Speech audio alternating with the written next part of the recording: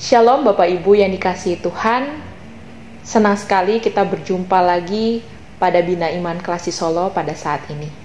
Mari sebelum kita mendengarkan firman Tuhan, mari kita bersatu di dalam doa. Mari kita berdoa. Bapa yang penuh kasih, kami bersyukur ya Tuhan atas hari yang Tuhan boleh berikan pada kami saat ini. Terlebih lagi ya Tuhan, kami menyadari bahwa di tengah kami menjalani kehidupan, kami membutuhkan tuntunan dan pertolongan Tuhan. Maka Tuhan, mampukanlah kami untuk memahami sebagian dari perenungan firman-Mu, supaya itu menguatkan kami, meneguhkan iman kami, supaya kami dimampukan untuk terus menjadi pelaku firman Tuhan. Terlebih lagi ya Tuhan, di dalam kehidupan kami terus dapat memelihara iman kami, supaya iman kami terus semakin dalam di dalam Tuhan. Inilah doa kami Tuhan, hanya di dalam nama Tuhan Yesus Kristus kami berdoa. Amin. Bapak Ibu Saudara yang dikasihi Tuhan, bacaan kita pada hari ini diambil dari Ester pasalnya yang ke-6 ayat 1 sampai pasalnya yang ke-7 ayatnya yang ke-6. Mordekai dihormati. Pada malam itu juga raja tidak dapat tidur.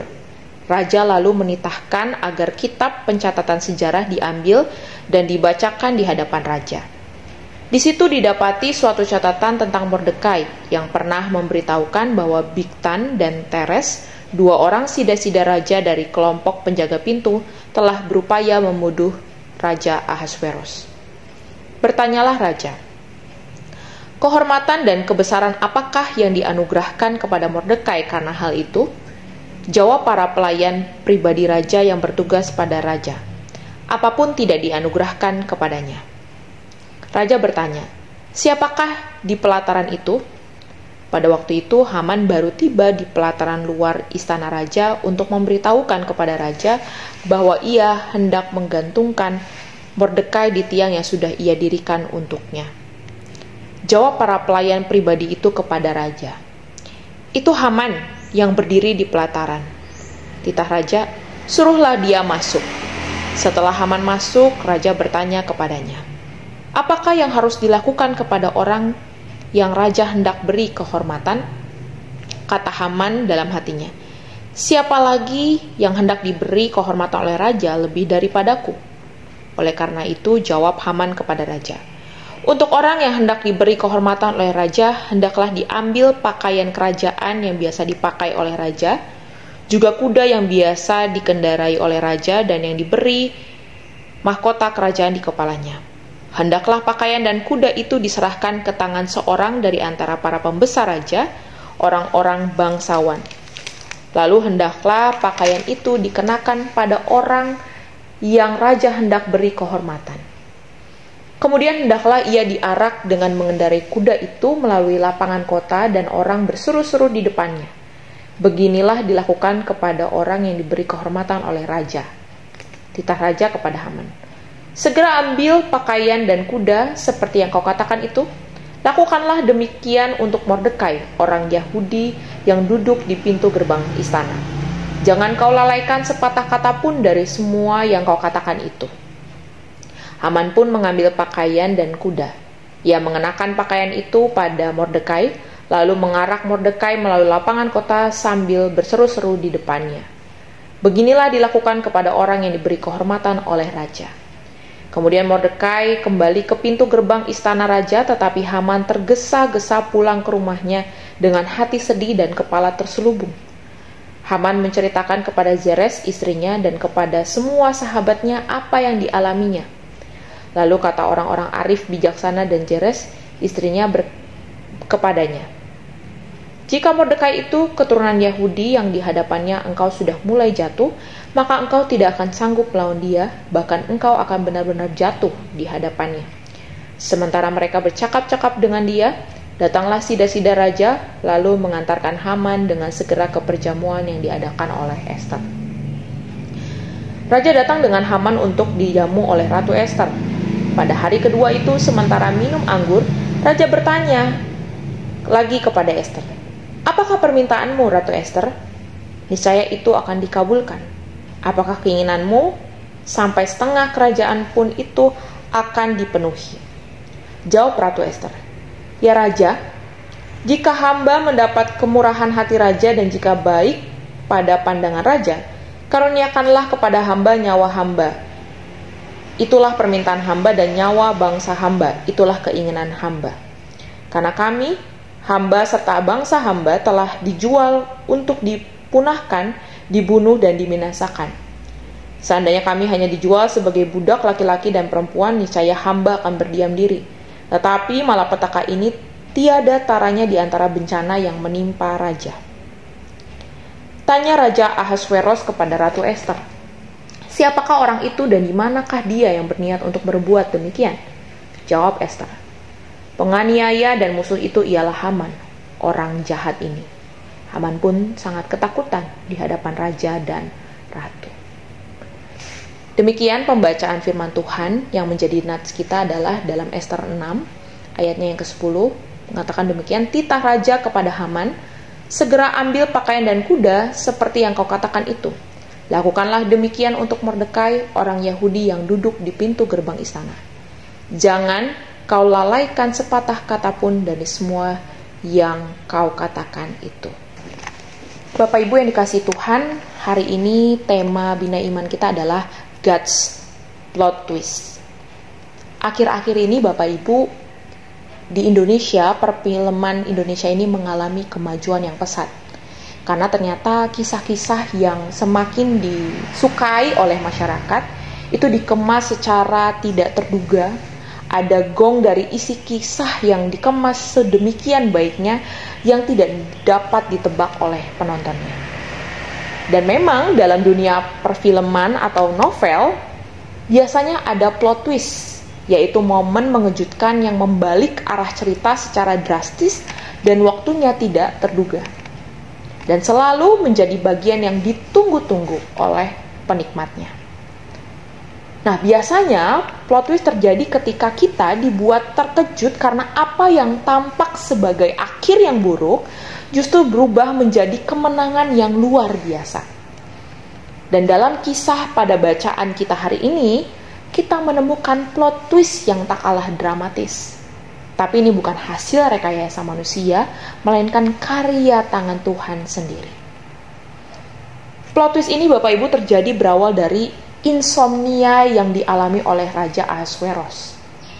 Di malam itu terjadi penentuan di mana Ahasveros tidak bisa tidur. Ia meminta untuk dibacakan kitab sejarah kerajaan dan ternyata secara kebetulan bagian yang dibaca adalah catatan tentang jasa Mordekai yang pernah menyelamatkan raja dari percobaan pembunuhan. Namun ini bukan hanya sekadar kebetulan jika kita lihat. Tentu ini adalah tangan Tuhan yang bekerja di balik layar. Ya meskipun nama Allah tidak disebut dalam kitab Ester yang kita baca tadi, tetapi kehadirannya terasa kuat di balik setiap peristiwa kecil yang terjadi secara tiba-tiba dan kebetulan. Peristiwa ketidakmampuan raja untuk tidur ini menjadi cara Tuhan memakai untuk menyelamatkan umatnya, yaitu pada saat dalam kisah ini adalah Mordekai. Sebab Bapak Ibu, saat Ahasveros sedang berkonsultasi tentang pemberian hormat yang seharusnya diberikan kepada Mordekai atas jasanya, ternyata kebetulan sekali Haman datang ke istana pagi-pagi dengan niat untuk meminta izin atau mungkin meminta persetujuan dari raja untuk menggantung Mordekai. Dan untungnya ketika Haman dipersilahkan masuk, raja sudah lebih dulu bertanya kepada Haman, apa yang harus dilakukan kepada orang yang dikehendaki raja untuk dihormati. Lalu Haman pun dengan rasanya yang penuh dengan kesombongan, yakin bahwa dirinya lah yang dimaksud oleh raja, ia pun mengambil kesempatan itu dengan menjawab penuh dengan ambisi, yaitu orang yang dihormati harusnya dikenakan pakaian raja, kuda raja, dan dihormati di depan umum. Tapi plot twist terjadi di mana raja justru menyuruh Haman melakukan semua itu kepada Mordekai alih-alih dirinya. Nah, yang tadinya Haman hendak meninggikan diri, ternyata justru dia dipermalukan dalam peristiwa itu. Dan ini mengingatkan kita pada firman Tuhan dalam Amsal 18 ayat 12 yang dikatakan, sebelum kehancuran hati manusia meninggi, tetapi kerendahan hati mendahului kehormatan. Nah, inilah yang nampak dari Haman, di mana dia sudah meninggikan hatinya, dan disitulah mulainya kehancuran. Dan jika kita melihat dari sisi Mordekai, kita bisa melihat bahwa dia tadinya hendak difitnah, dia bahkan hendak dihukum gantung, tetapi justru dia dimuliakan. Yang tadi kita lihat bahwa Haman merasa bahwa dirinya tidak akan tergoyahkan, tetapi dia malah mulai jatuh dari puncak kuasa dan niat jahatnya.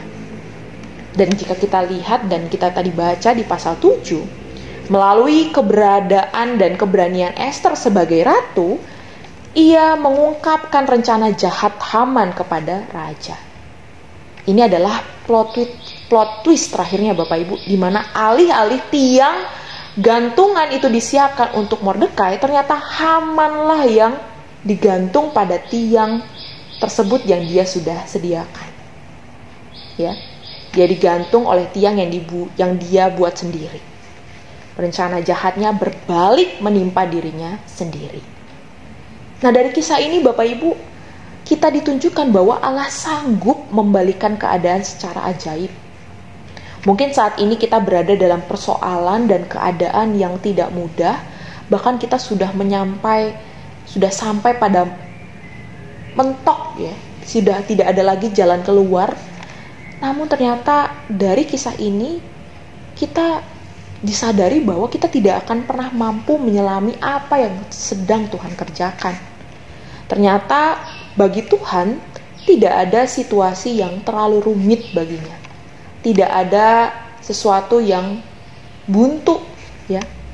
Sekalipun manusia merasa bahwa rasanya semua sudah gelap, rasanya sudah tidak ada harapan, sudah tertutup jalannya, tetapi Tuhan mampu ya. Tuhan justru malah membuka jalan yang tak pernah kita sangka dengan cara-caranya yang tidak terduga dan bahkan tidak kita sadari. Dan mungkin kita juga pernah berada dalam posisi seperti Mordekai. Kita menjadi orang yang setia, kita bertindak di dalam kebenaran, tetapi ternyata kita tidak dihargai, kita bahkan difitnah sedemikian rupa. Sampai mungkin sikap yang kita bisa berikan adalah kita hanya bisa berdiam. Kita hanya bisa merasa putus asa dengan keadaan. Bahkan mungkin kita tertekan di tengah ketidakadilan yang kita dapatkan. Karena kita melihat bahwa orang-orang seperti Haman yang tidak dalam keadilan, tidak benar, ternyata mereka menang dan mendapatkan segalanya. Namun dari kisah ini kita diingatkan bahwa kita diajak untuk tetap berpengharapan dan berserah, sambil kita terus berupaya di dalam kebenaran dan ketulusan. Maka Tuhan akan bertindak di dalam karyanya, di dalam cintanya, sekalipun hening kita tidak menyadarinya. Dan mungkin kita berpikir bahwa ketika kita mengalami kondisi yang sulit, mengalami kondisi dalam penderitaan yang tiada akhir, kita merasa bahwa ini adalah akhir dari cerita hidup kita. Tapi dari kisah ini tidak, Bapak Ibu, bahwa Dia, Sang Juru Selamat kita, Tuhan kita yang Maha Besar itu tidak tinggal diam. Dia masih bahkan sedang menulis cerita kita di dalam anugerah dan cintanya. Tuhan sedang mempersiapkan plot twist-nya, di mana itu terjadi di waktunya yang tepat, yang akan membawa kita pada kelegaan dan keadilan. Tentunya bagi setiap kita yang tetap berjalan di dalam iman dan pengharapan. Maka saat ini yang kita perlukan, teruslah kita pelihara iman itu. Teruslah kita bangun pengharapan kita kepada Tuhan. Supaya sekalipun saat ini kita masih berada di dalam kisah yang belum ada titik terangnya, tapi percayalah, Tuhan masih bahkan sedang menulis kisah yang indah bagi saudara. Tentunya bagi kita yang benar dan setia di hadapannya. Percayalah, Dia akan menggenapi janjinya pada kita. Amin. Mari kita berdoa. Tuhan, terima kasih karena Engkau adalah Allah yang sanggup membalikan keadaan. Dalam setiap pergumulan dan ketidakadilan di dalam hidup ini, ajarlah kami ya Tuhan, untuk percaya bahwa Engkau tetap bekerja, bahwa Engkau tetap berkarya, bahwa Engkau tidak pernah diam. Maka Tuhan, tolonglah kami untuk hidup di dalam kerendahan hati dan kesetiaan, sambil menantikan saat di mana Engkau menulis plot twist, yaitu di mana Engkau bertindak, di mana Engkau menolong, di mana Engkau menyatakan kasih dan keselamatan-Mu di dalam hidup kami. Inilah doa kami Tuhan, hanya di dalam nama Tuhan Yesus Kristus kami berdoa. Amin. Terima kasih Bapak Ibu yang sudah ikut bersama-sama dalam perenungan Bina Iman Klasik Solo pada saat ini. Kiranya Tuhan menolong kita semua. Shalom, Tuhan Yesus memberkati.